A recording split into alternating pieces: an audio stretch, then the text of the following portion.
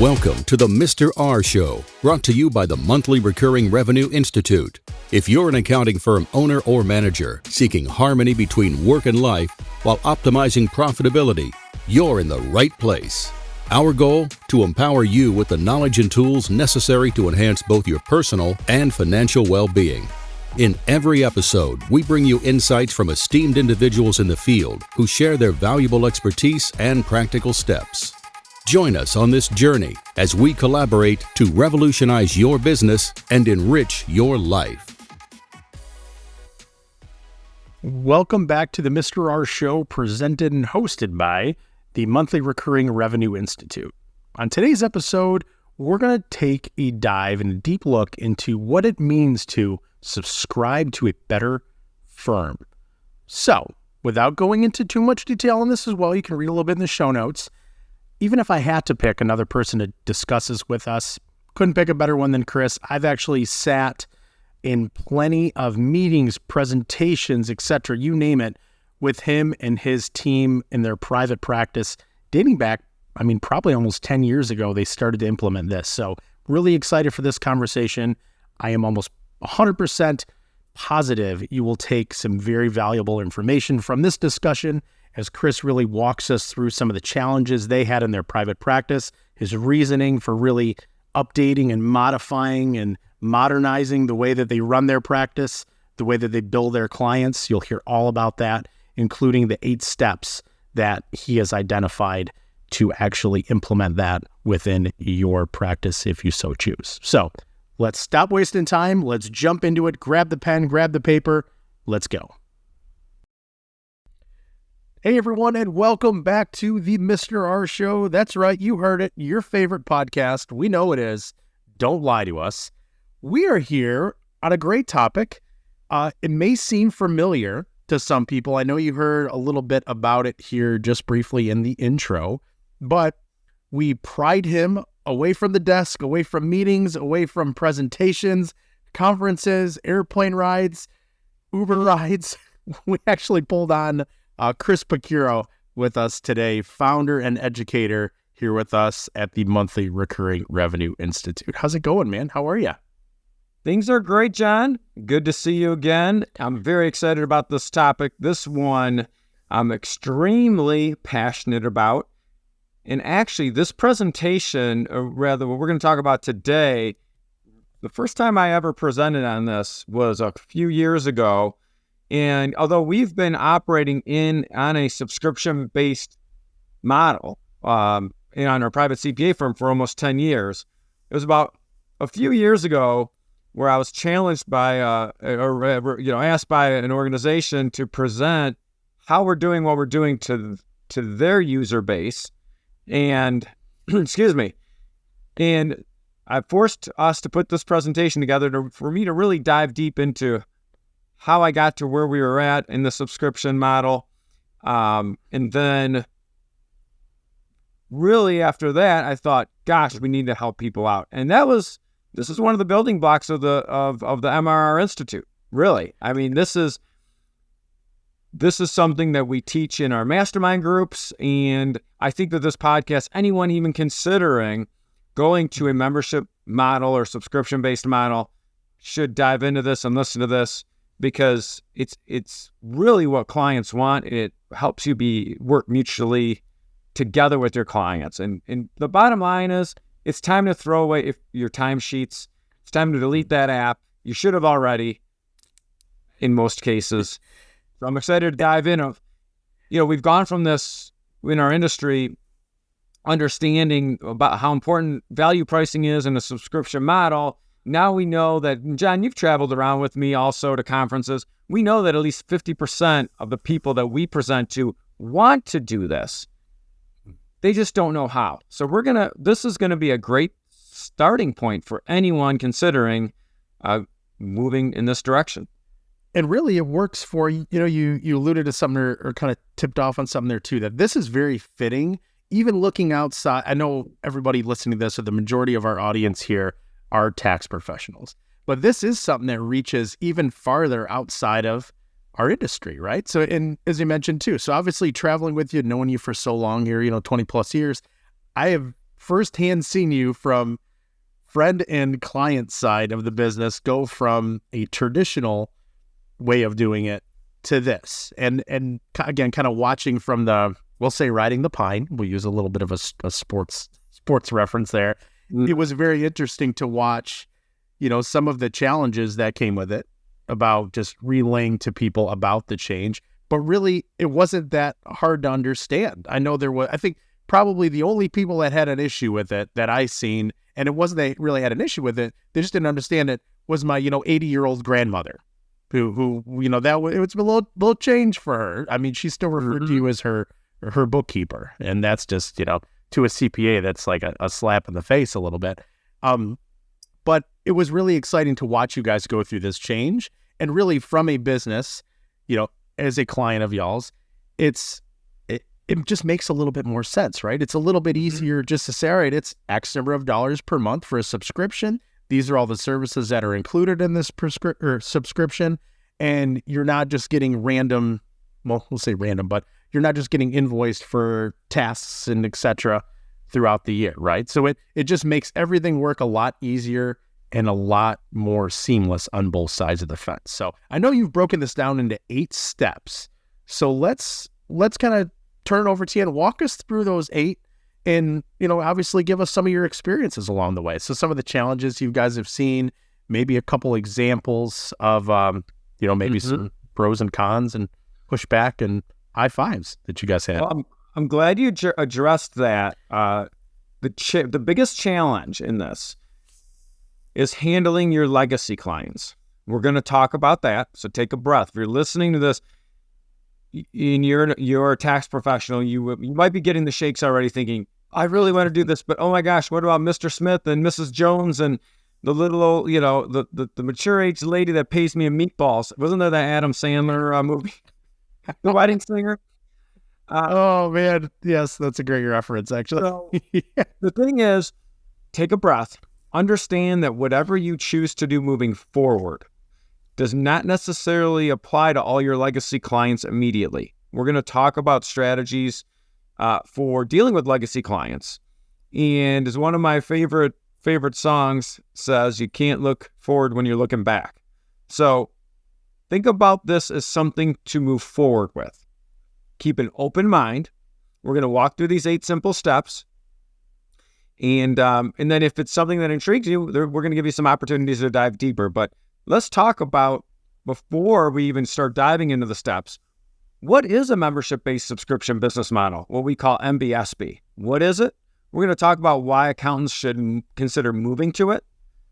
Then we're going to go through those 8 steps, how to even get started with it. Getting started just like anything, just like any habit that you want to get into or any business practice.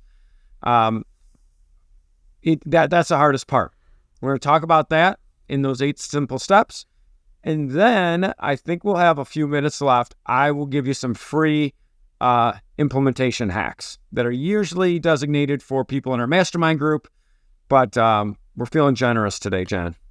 Oh, yeah. It's that time of year, right? You guys are rolling off the extension period for filing. So you're feeling saucy. I appreciate it.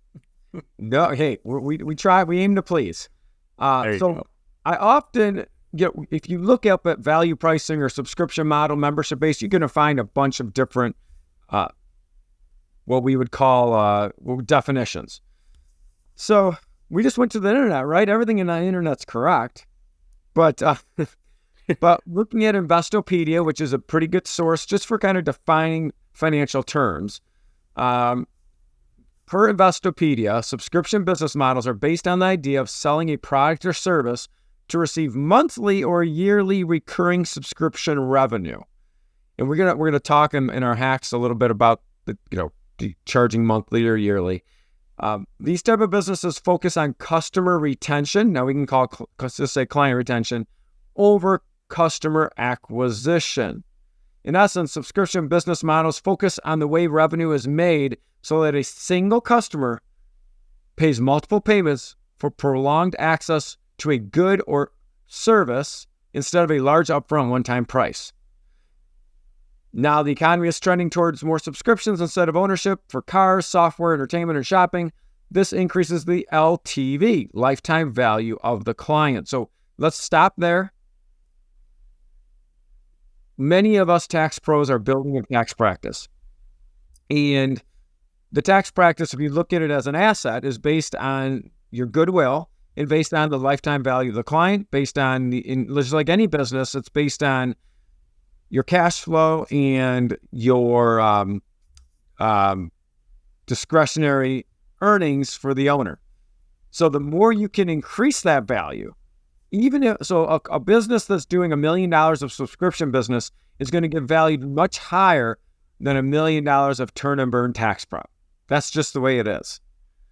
So not only are you becoming more efficient, you are assisting your clients, you're sitting with them, not across from them at the table. You're also increasing the value of your business. So that is the membership-based, that's what a membership-based subscription business is defined as. Awesome. So they're really getting through that. So really, that gave us the background of it all, right? So that gave us kind of the intro on what exactly were the definition that we're looking at. So before we get too far into it too, really, if you had to answer the question of at what point did you realize that this is probably a good idea, or you wanted to get away from kind of the standard, the cliche way of running your practice? So what really triggered this, if you don't mind me asking, or you wouldn't mind sharing that with us? Well, I would say, besides the sleepless nights, this overworked, underpaid.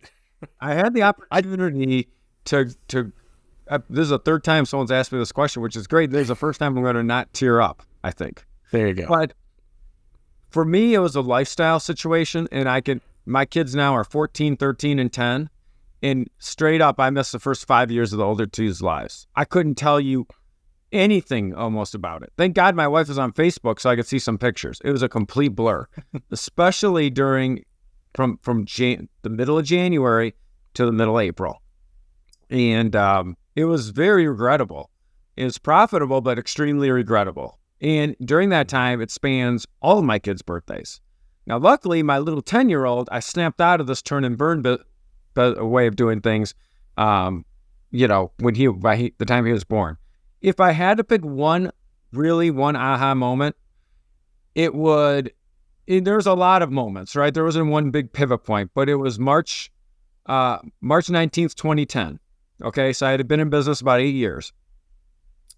When you might say, what in the heck? Would you have a hangover from St. Patrick's Day? That would have been nice, but no. That's my middle child, my daughter's birthday. And I am not kidding you. We were living in the Detroit area at the time, and my older child's 14 months old.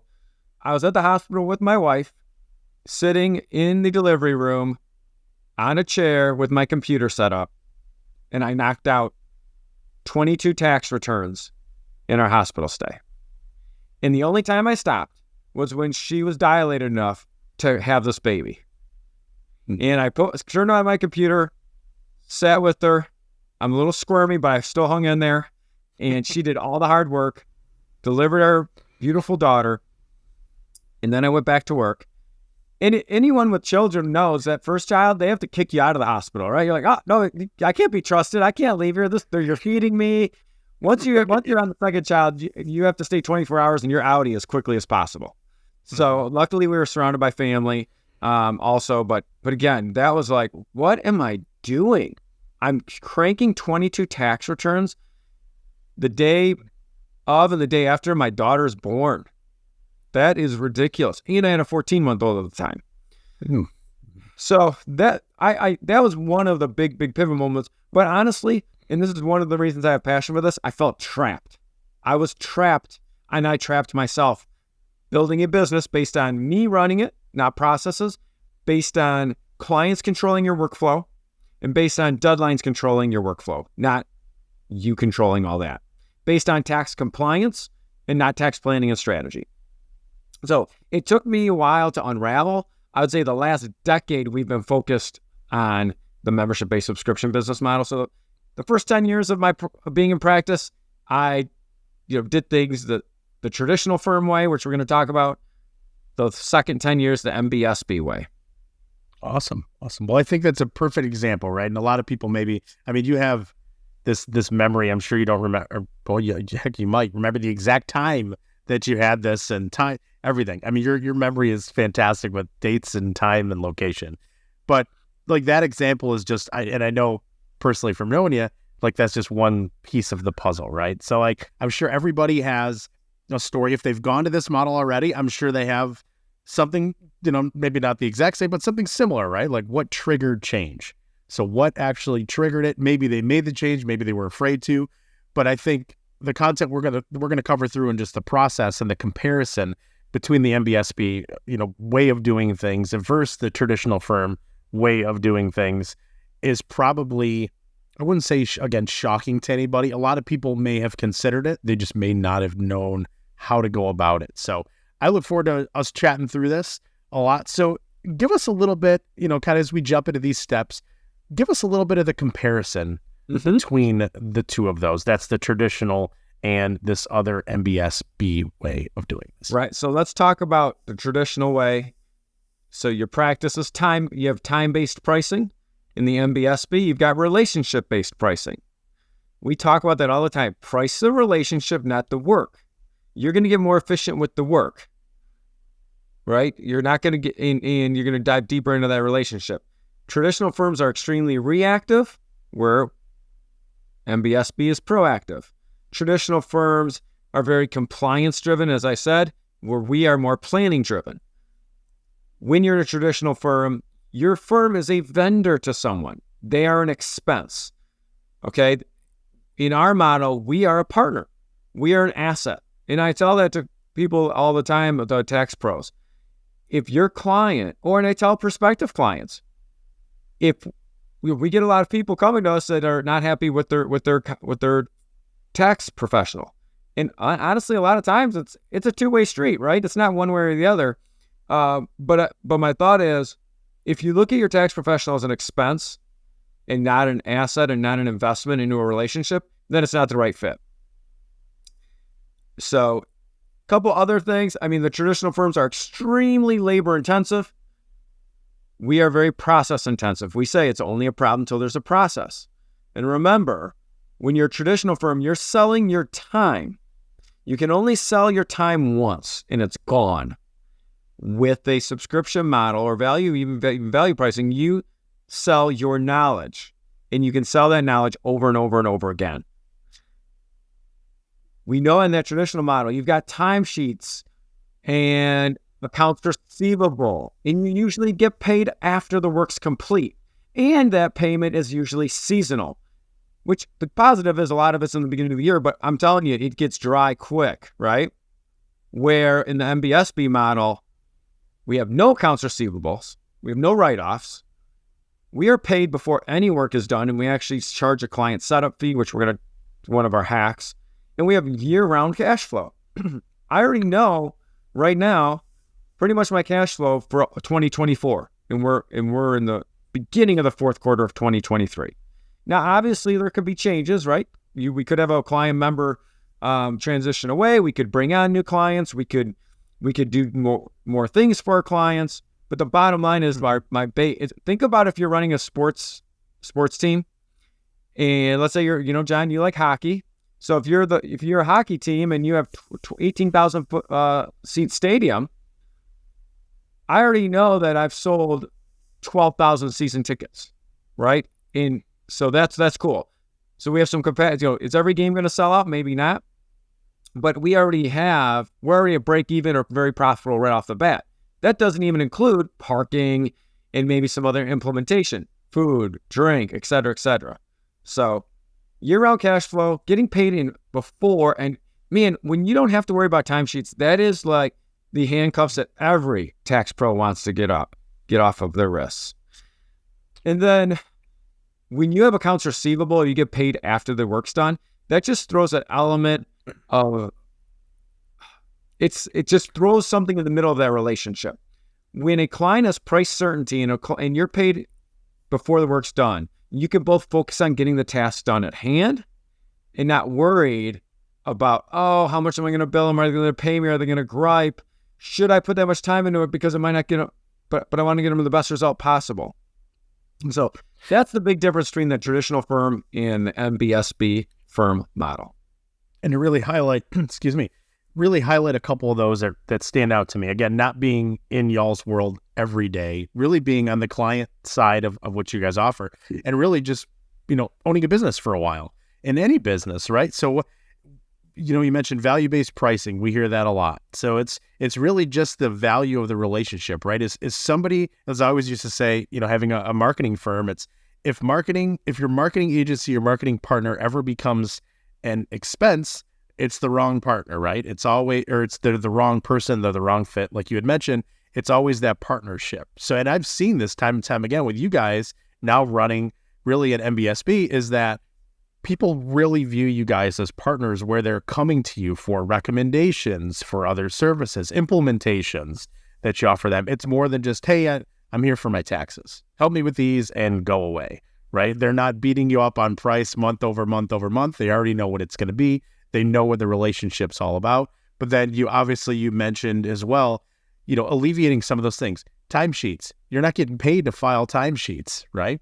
You're getting paid to do the work. So really by having to do the timesheets, you're now decreasing your revenue per hour really at the end of the day. And then cash flow is huge for any business, whether you're a car wash or making dog cookies or doing tax prep, right? So you mentioned seasonal versus year round. So it's a lot of this just makes absolute sense. And back to my earlier comment is you could almost take this and put it in any business model. I mean, we see car washes all over the place now going to a monthly subscription. People are like, what in the world? That's the last business on the planet you thought would go to a monthly subscription.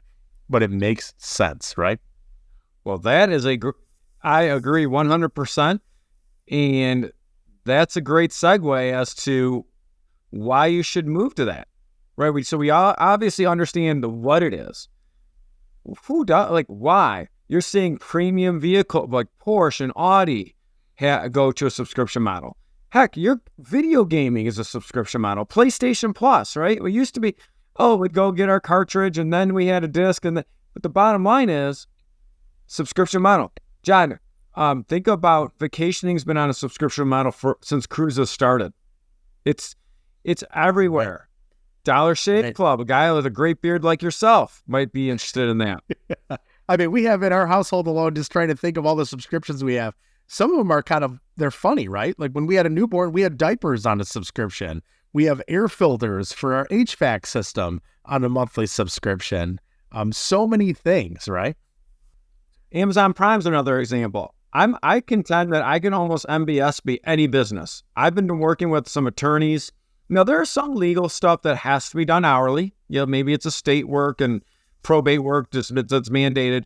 But, I feel like most businesses can go to the MBSB model, and that way you really dive deep into those relationships, which takes me to another thing. We're getting close to getting into those steps, right? But it's great to think about a comparison. Just because everyone else is doing something doesn't mean we should do it, even though everyone else is going to this MBSB model. So let's think about how this would benefit your firm, though, okay? Because if you're listening to this, you're probably a tax pro or one of our family members, but I don't think our family members really listen to the continuing ed. We're going to think about how it benefits your clients in a minute, but how does it benefit your firm right now? And before I dive into this, I want to reiterate, because you might start getting excited about this and then say, oh my gosh, I've got 500 clients. I can't. Don't worry about those clients. Let's not worry about legacy clients right now. Let's move forward. Okay. One, so the advantages, again, some of these things I mentioned, but foreseeable and consistent cash flow. It allows you to control your workflow instead of the workflow controlling you. Your client retention is going to be very high in your client loyalty. Your clients are not only partners, but they're fans of your organization. And your client retention is going to be even higher if you provide them with some price certainty and if you charge it some type of client setup fee, because even if it's modest, now you're in the boat together. Throw away those timesheets. Hourly billing and timesheets need to go bye-bye. That's probably the biggest benefit immediately. So almost all your client interactions actually can create an additional revenue. I'd say 2/3 of our client interactions create other opportunities for us to help our clients reduce their tax legally and ethically, which in turn many times generates more revenue. So that thought of what if the client A books a meeting every day? Trust me, they're not going to book a meeting. They might for the first week. I've never seen that happen. But eventually, you're going to run out of things to talk about, or you're going to talk about things that could be revenue sources. You can, as I mentioned before too, I've seen that happen firsthand, where it's clients again, I'm like beating a dead horse with that, but clients truly value the partnership more than they do previously, right? So like you mentioned, it opens up doors to additional revenue. Yes, that's revenue for the practice, but there is so much value to the client. They don't care if you're making, I mean, they're happy you're making money off it because they're benefiting way more than you are, right? Absolutely. And many times, again, those clients become your partners. I mean, they really are in many, many ways. And then once in a while, a client might transition out of the membership. Like, let's say they had 10 rental properties and they just one day decided to sell them all, and they don't need all of what you're offering. It's much easier to say I'm canceling a subscription than I'm changing accountants, right? That's just the way it is. But other advantages, I mean, you're going to attract staff because you're not going to be working them to death, and the staff's going to feel confident that your revenues are coming in and that you have a good process and you have good relationships with clients, and they're going to be attracted to you because they don't have to fill out a darn timesheet. I mean, that is huge. You're going to have reduced labor costs because you're not paying through the nose for overtime if you have hourly workers. And think about this. I mentioned this already, John. Every client you obtain is really an annuity. It increases your enterprise value. We talked about that. There's no accounts receivable. It really helps protect your firm against recessions. We have never been more profitable and valuable to our clients than during the pandemic. It's pretty crazy. It also allows your firm to communicate all the work that's going unbilled and unrecognized by the client right now. I can promise you, if you're listening to this, you're probably doing things for your client that add value that you're either not charging for, and or the client has no clue that you're doing at all. So John, when you do the dishes, I'm sure you help Stacy out a lot, and let's say the dishes are in the sink. Now, obviously, you have a younger child, and I've got pretty much 2 almost adult children. So we accumulate a lot of dishes. But when you do the dishes, if you just, it'd be nice if you just do it every day and Stacy doesn't ever sees a dish, she's not going to recognize it until you leave them out a little bit. So the point is, you're doing stuff. If you're doing stuff for clients, let them know there's a value to that. And so this allows you to recognize that and monetize that. Instead of them thinking like, oh, well, hold on, I don't need that because I don't want to pay for that, right? Like, if you're billing hourly sometimes, and not saying people are cheap, but it's almost an innate reaction to people is like, oh, if I don't know what you're doing or I don't think it's important, I don't want to pay for it, right? So part of a membership is they get to see everything that's moving along. It just everything works together. Exactly. Probably the most common thing would be replying to IRS tax notices, replying to people's emails, stuff like that, picking up your phone, secure client portals, all your technology costs that you have to incur. So obviously there's a ton of advantages for you as the tax pro, but this has to be mutually beneficial. So there has to be some advantages to the client. And John, and you being on the client side of some of these things, you can kind of speak to this a little bit, but I'd mentioned this already, but just having price certainty is a huge advantage. Like, even if a client doesn't love your price, at least they know what it is. And for us, we use evergreen engagement letters, so we actually build in modest price increases indefinitely, so a client doesn't think their price is going to double in a year. Mm-hmm. And we clearly define what we call in the industry a scope the scope, meaning scope creep, meaning, oh gosh, this person's wanting you to do things that not illegal or anything, but they're wanting you to do things beyond what you're engaged to be doing. So we clearly define the scope of the membership in our engagement letter. But the price, like you mentioned, real estate investors, right? Like you have a membership, you have 3 properties. They go buy a portfolio, add 25 properties, to their portfolio. Obviously, there's a little bit more work that's involved there, right? So that's scope creep to an advantage, or to an extreme, I should say. But I have seen that happen, right? Absolutely. So for us, if we're working with in our private CPA practice, most of our memberships come with up to state tax filing for up to three to 5 states. If you because we specialize in real estate investors. So John, you live in Michigan. If you bought a property in Indiana, now we have to file an Indiana non-resident return. We don't want to have to sit there and increase your membership by a couple bucks here and there. We're just going to do it. Now, if you go into 8 states at one time, then we need to do an addendum to your membership potentially. Absolutely. But I equate it to this.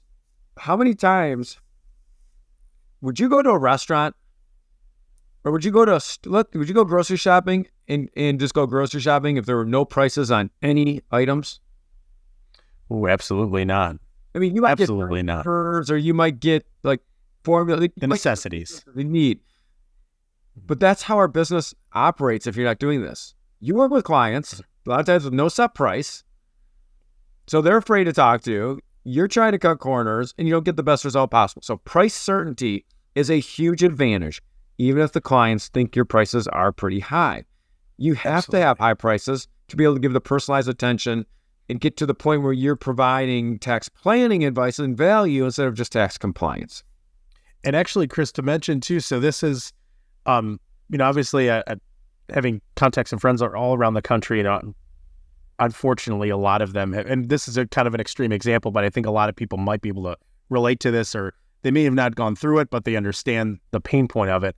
I'm thinking of actually 2 people specifically who unfortunately went through marriage separation. So they were going through a divorce, right? And their attorney is, billing them by the hour. I'm definitely not going to give away any hints that's going to alleviate your identify even where this person lives. But it's attorneys are notorious, and for good reason. And, the service they provide is incredible, but they bill hourly, and I've never met a cheap attorney, right? If there are some out there, you might question how good they are, but the one individual I'm thinking of specifically was absolutely terrified to email, call, contact their attorney for any reason because they knew they were going to get billed. I think it was in increments of 15 minutes for X number of dollars. Ended up going through this divorce, got to the end of it, and in a sense lost I wouldn't say lost everything, but it definitely did not work out in their favor because they never even communicated to their attorney the things they needed, really what happened, the situation, etc. So the relationship has kind of gone to the dump. I mean, the value of that relationship between attorney and client really kind of went to the dump because they were terrified to communicate because they were going to be billed by time, not the process itself, right? So if somebody said, hey, you know what, your divorce is going to cost $20,000, or it's going to be between $20,000 and $100,000, we have no idea, or it's going to cost you, $2,000 a month for 10 months. It's everybody, I think, gets where I'm going with this, right? And I think it supports what you're saying too. It builds the value and the communication, builds both sides of the street for the relationship between clients. Well, I guess if you're a divorce attorney, you need someone that you feel is going to get divorced 3-4 times in their life to keep them on the membership. So, but that's the point is, so what an advantage of the client is positive communication experiences. You nailed it. An email, call, they're never questioning why you're saying something because, is this for to rack up my bill? They're not afraid. They're not afraid to call you and or text you or email you or however meet with you.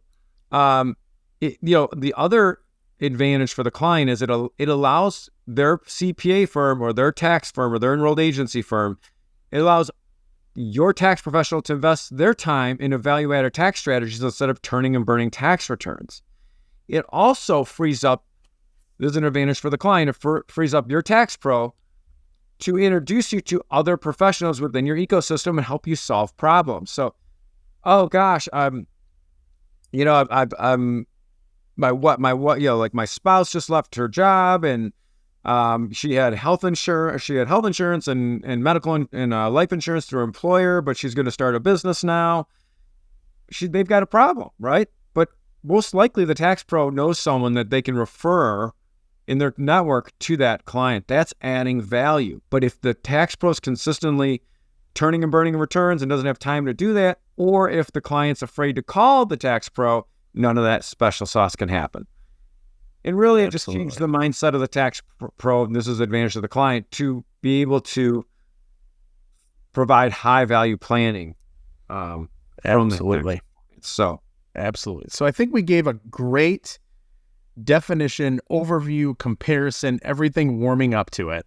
So if maybe I'll add a drum roll in here, but let's say it as, without further ado, in my very deep theatrical, action movie voice, let's talk about those 8 steps. And I think the way that you have structured these, and by the way, anybody that's listening to this, you're about to embark on these 8 steps of converting to this. People have paid, this sounds like a sales pitch. People have paid thousands of dollars to attend events and again, I've been there. I've seen people's eyes light up when we walk through this. And kind of going back a little bit to support, Chris, what you said is totally forget about that you have any clients at all. Let's pretend you're starting over. This is how you want to operate your business and your firm, not how you are doing it. Get over the fear hill. Let's walk through these steps if we can, Chris. Those 8 steps that you guys have identified. That sounds good. First step of 8 to getting started to an MBSB. Understanding that the MBSB isn't the future, it's the present. Get the mind shift right. It was the future 10 years ago. It's the now. The really talented, really profitable tax pros that have a great balance in life are there. So you can fight it or you can just join us. Number 2, draw a line in the sand. Start small and understand that those legacy client implementation happens over time. That's one of the first things I said, but that's step 2, because it's like, okay, this isn't the future. It's the now. I want to do it. Yes. Oh gosh, I feel handcuffed by those clients. Nope, you're not. You can continue to do the way things you are previously. Don't worry about that implementation right away. Find someone on your team to be your firm champion. If you have staff, or you become the champion of this movement. It has to be, it's not going to happen on its own.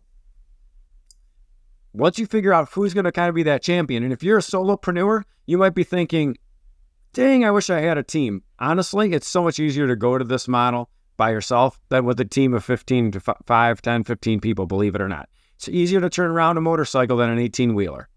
So if you're a solo practitioner, I'm telling you, you got it the easiest, because you're in control and you would be their own champion. Next, step 4, figure out your firm's core competencies. What do you do really, really well? What do you do better than other people? Preparing tax returns is not a core competency, believe it or not. This is not.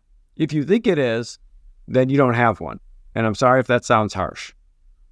Everyone in this business does tax returns well, almost everyone. Hopefully the people listening to this and are interested in continuing ed. Having a secure client portal is not a core competency. So what are your core competencies? What's your special sauce? And they should be things, that you kind of like to do. So that's number 4. For our private CPA practice, our core competency, our number 1 is that we developed a proprietary tax planning and strategy process that has a ton of intellectual property rights. I don't expect that someone starting is going to have that, but you have something. You might know something really well about farm law, or you might have something that you do super well that's a competency. Number 5, create a list of all your service offerings. What's your menu? And you know what? Here's I'm going to confess to you. When I started my practice 21 years ago, I didn't have a menu. You know what was my menu? Whatever the heck someone's going to pay me to do that's legal. That was my menu. I have this oddball situation. We'll make something for you. That is the most inefficient way to run a practice. And actually on that, Chris, I was trying not to interrupt you on these numbers, but I think that one's super important, right? So when you get to that point and and I'm speaking from firsthand experience in a professional services, not tax prep. I'm not a tax pro again. Once you do that, how much so here's a question for you. So say it took you 30 minutes to do a task that you're very comfortable with, you know you do very well, you add a lot of value. How much time do you think it would take you to take on a new task? Very challenging, very let's just call it a weird situation, right? Would normally take somebody, say, 30 minutes.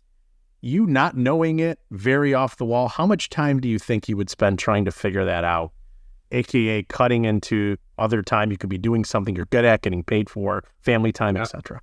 I mean, just hours and hours. I probably, it's interesting because it's a great question, and we address this in some of our speaking engagements when we talk about tax strategies specifically for real estate investors. We went through the IRS instructions where it says how much time it would take to learn about this form and learn how to report something.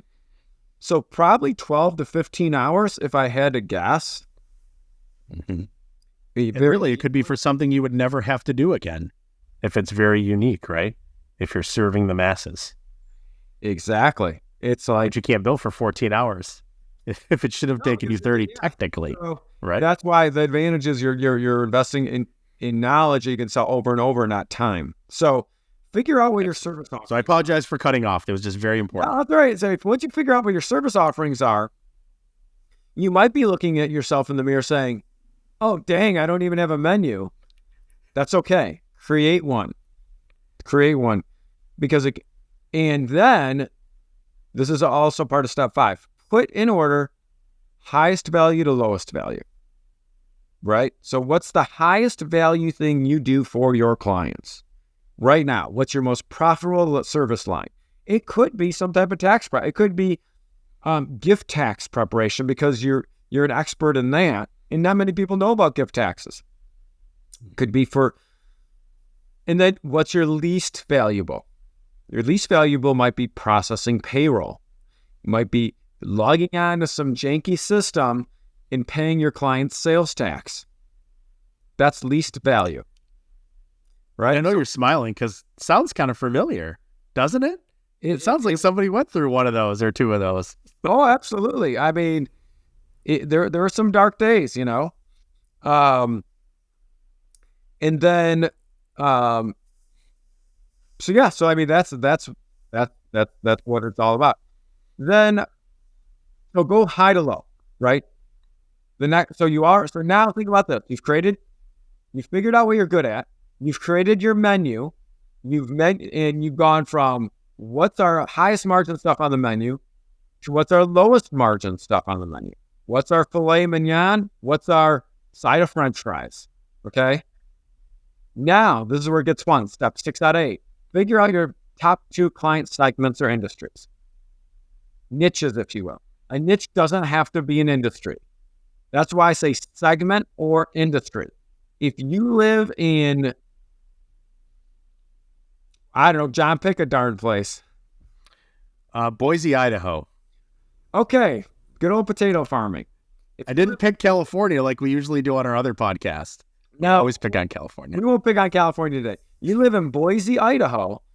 Obviously, farming could be a segment or a niche that you're into, or you might just enjoy, working with a certain segment of clients. And let's say you're in a suburb of Boise, and you just like working with clients in that town or that area.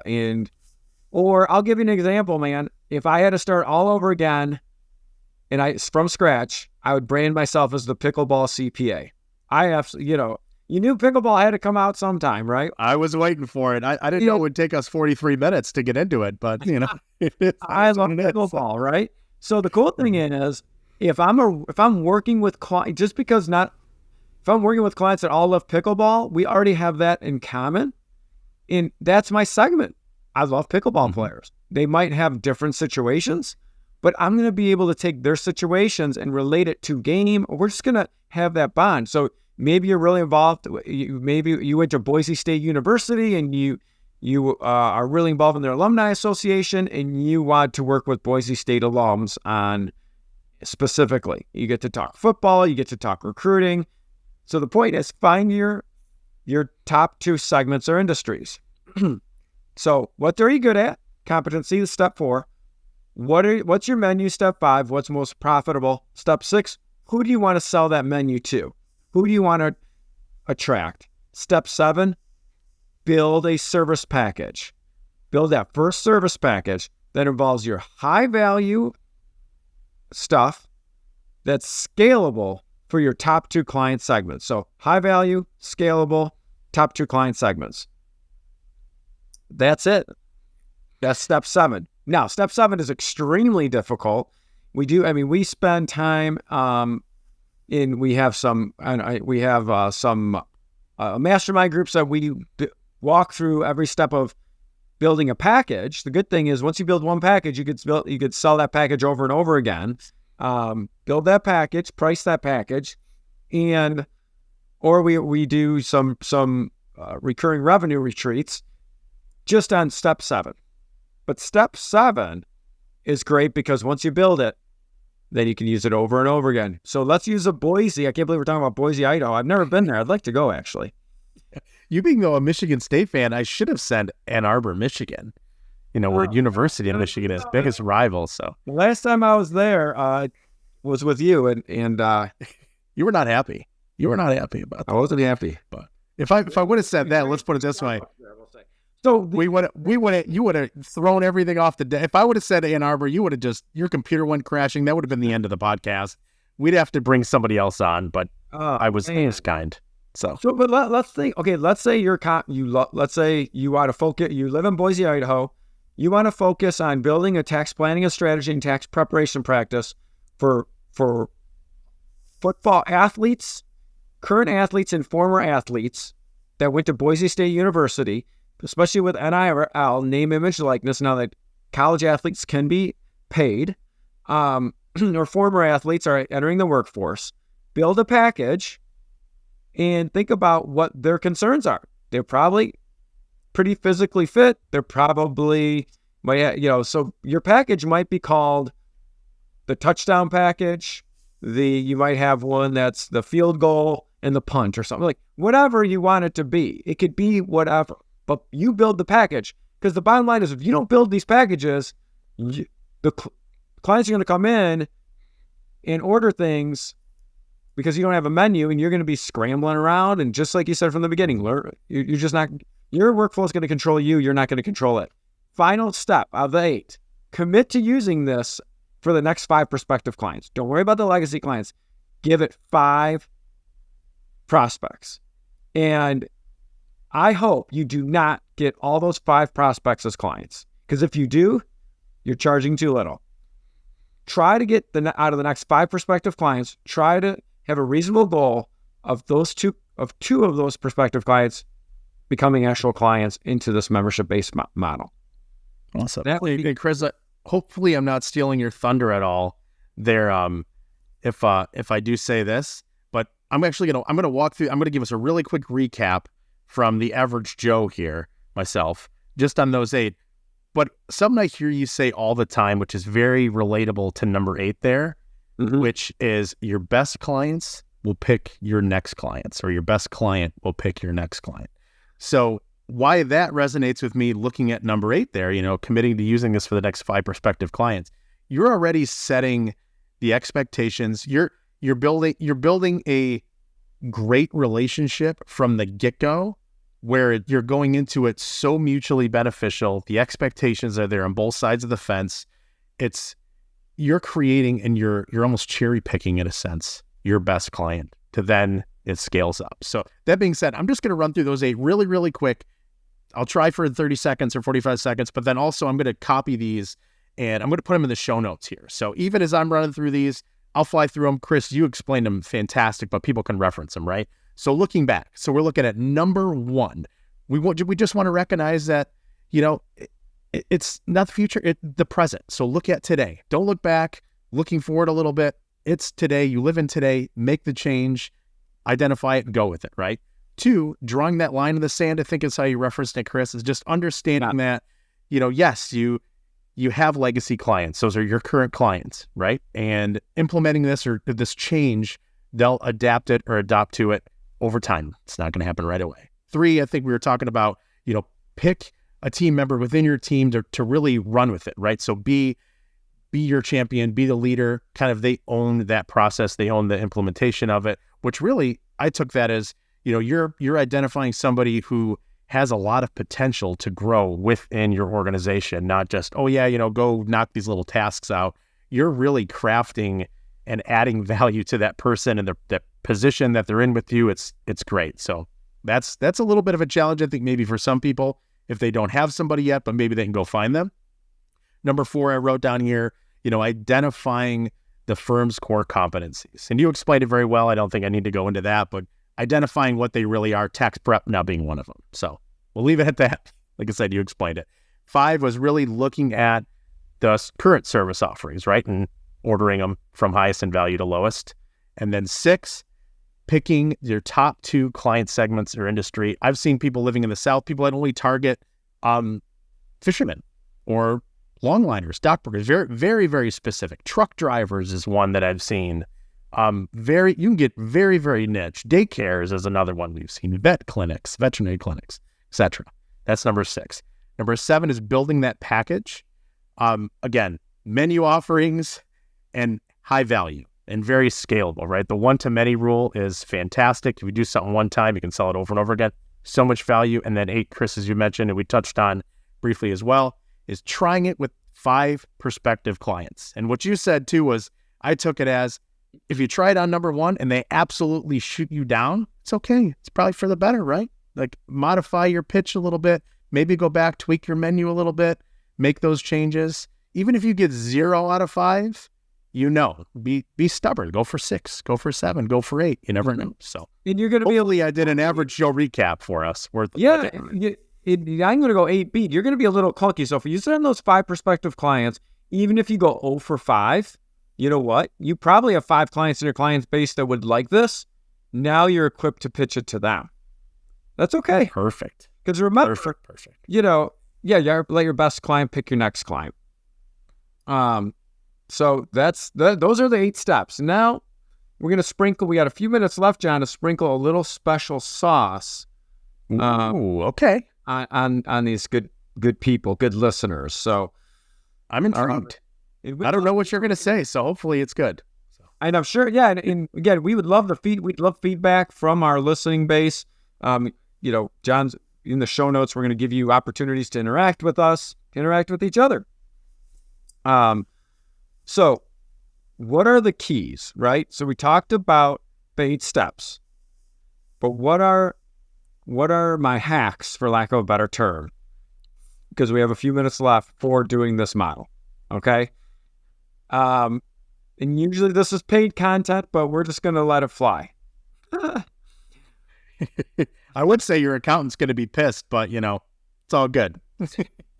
So obviously we talked about you need to develop some of the following things. You need that firm champion that's for that discovery, consultation, and pricing.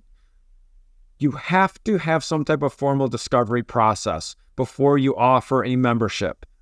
You have to do, and that discovery process is 2 ways. You're learning about the client's learning about your practice. You're trying to figure out if you're a good fit. And if you're not, that's okay. You'd rather have that discovery meeting, be it 20 minutes, 30 minutes, 45 minutes, and even, I can tell you in my experience, even if you have a discovery meeting and you didn't, it's not a good fit as far as a full firm membership or a client, it's okay. It is okay because they're going to ask questions that you just got reps answering. And they might come back to you. They might say, I'm not there yet. Okay, that's fine. I'll come back later. I already mentioned this. Name each package or program. We have our own proprietary names. Name it based on what your niche is, what your segment is.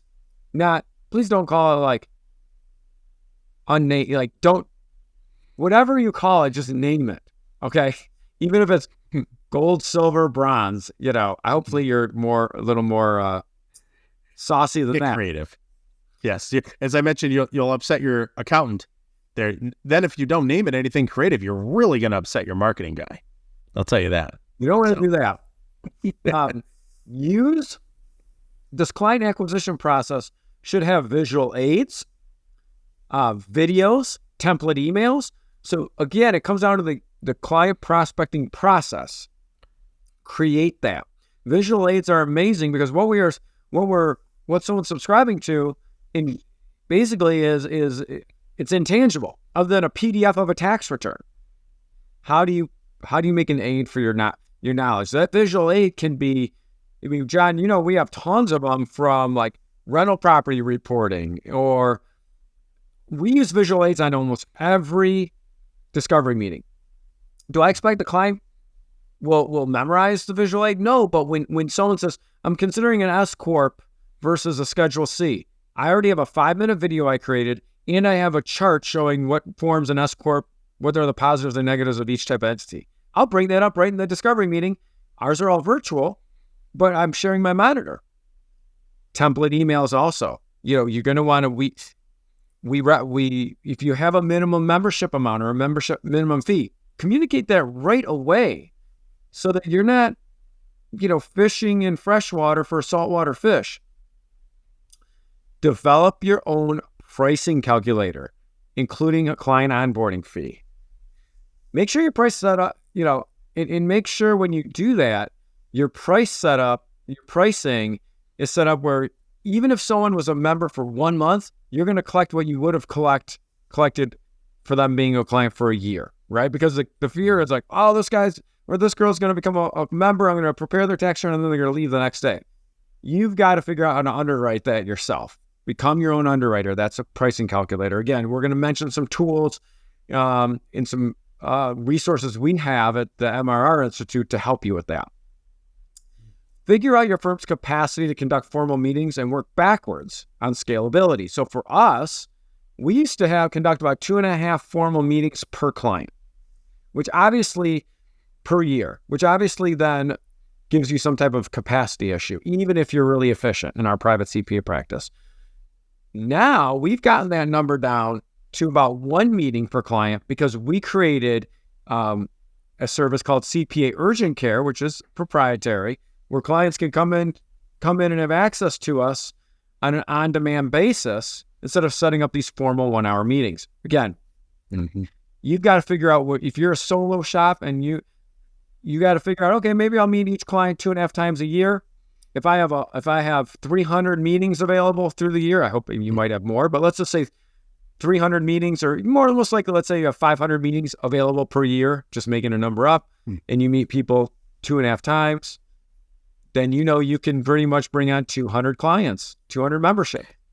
And that one too, to kind of inject a little bit. So when you mentioned CPA Urgent Care and how that correlates and relates to some of the other things you had mentioned too, right? So what I took by that is by offering the opportunity for them to ask a one-off question. Going back to what we talked a little bit earlier, right? Like they know they're not going to get billed for it. They're not going to get a bill for X much, for a 2-minute call or a 2-minute question. They're not going to get billed for 15 minutes, 30 minutes, and an hour. So that barrier's down, right? They have access to get on there and ask that question because they are an ongoing member, right? So they're a monthly member on that. If they stop paying or cancel, they no longer have access to that. But then on the flip side, so that's value for them, but value for the firm, right? So now you've taken what is likely going to be a question at the absolute worst time they could ask, and that's probably 2 days before the tax deadlines. Y'all are crunched in time. They're going to get a response back that's maybe not really personalized. It's kind of canned because you guys are in a crunch time. They're frantic. They need the answer. It just becomes a whirlwind of data collection disaster, we can call it, right? So it's by offering that, it just makes it easy. So hopefully that lays it out a little bit, how everything's connected and really the importance of that one specifically. Absolutely. And once you get this really developed, like we have, you could build a referral system where you're compensated for prospects that aren't even a good fit, right? You can find another fit for them.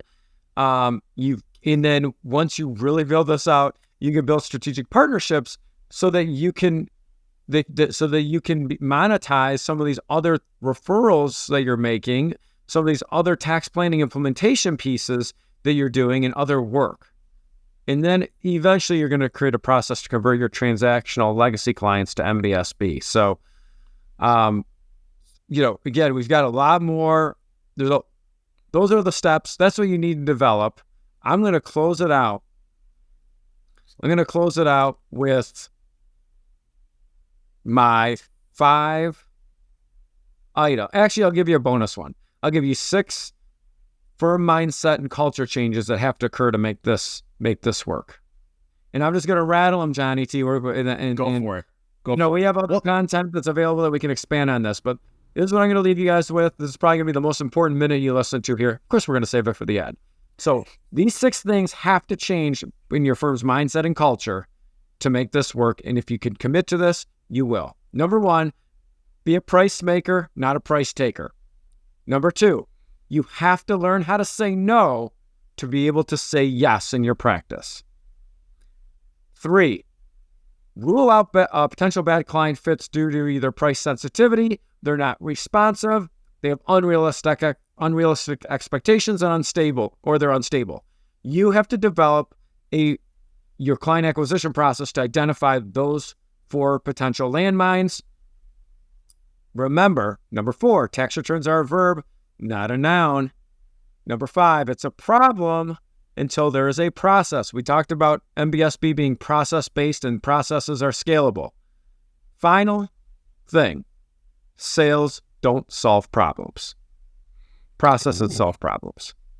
Now that's some good nuggets right there. And I'm going to add one more thing to this, and this is a question for you, Chris. I know you did not see this coming, but I've seen this a lot, spending a lot of time with you guys, on the private practice side and a lot of events, over the past couple of years.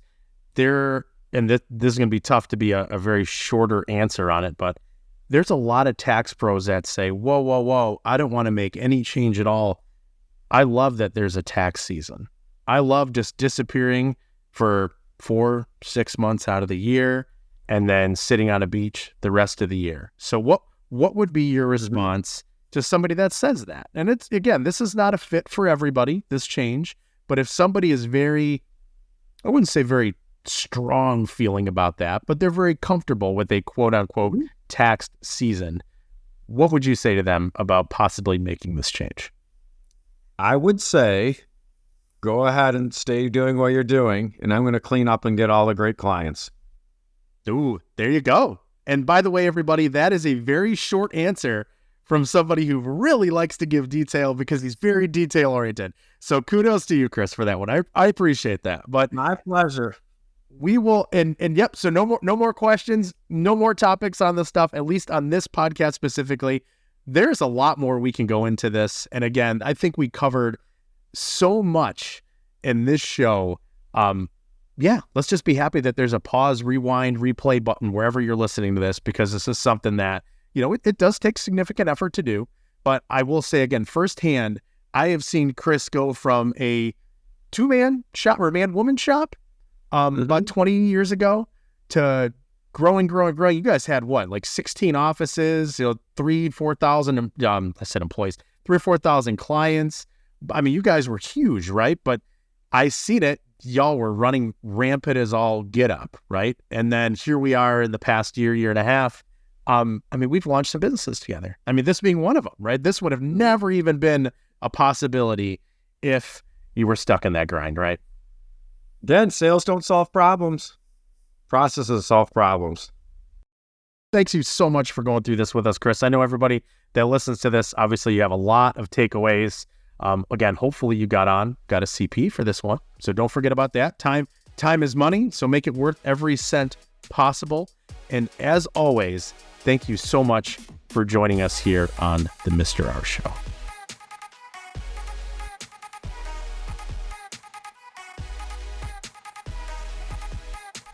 Hey everyone, thanks for hanging out with us here on this episode. Hopefully you went back and got the CPE credit for this one. But more importantly, hopefully you took a lot of notes from this.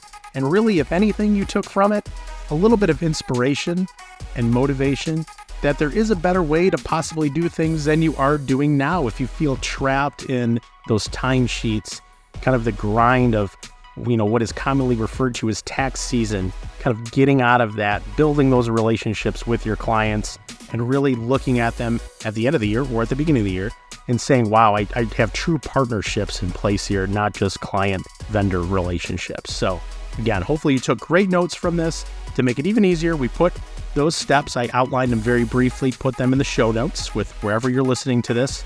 That'll either be, I've heard, to the left and the right, specific places, but usually it's right below. So be sure to check that out. And new little nugget for you. We've actually launched a private Facebook group for our audience. So if you get on Facebook and you look up just Tax Pro 2.0, it should come up in there. But again, I'm all about ease and simplicity. I've actually put the link directly to that private group in the show notes as well. So be sure to join that group. Send us any questions you have, maybe on this topic specifically. If you haven't had the opportunity to hear Chris speak on this to a group, I definitely urge you to do so if you're at an event where he's on the schedule for that. So that being said, we look forward to our next episode where we touch on another fantastic topic and really helping you to build a very profitable, manageable, and enjoyable firm. The content of this podcast does not constitute an offer of securities. Offerings can only be made through an offering memorandum, and you should carefully examine the risk factors and other information contained in the memorandum. The content provided is for educational purposes only. We encourage you to seek personalized investment advice from your financial professional. For all tax and legal advice, please consult your CPA or attorney. Investment advisory services are offered through Cabin Advisors, a registered investment advisor. Securities are offered through Cabin Securities, a registered broker-dealer.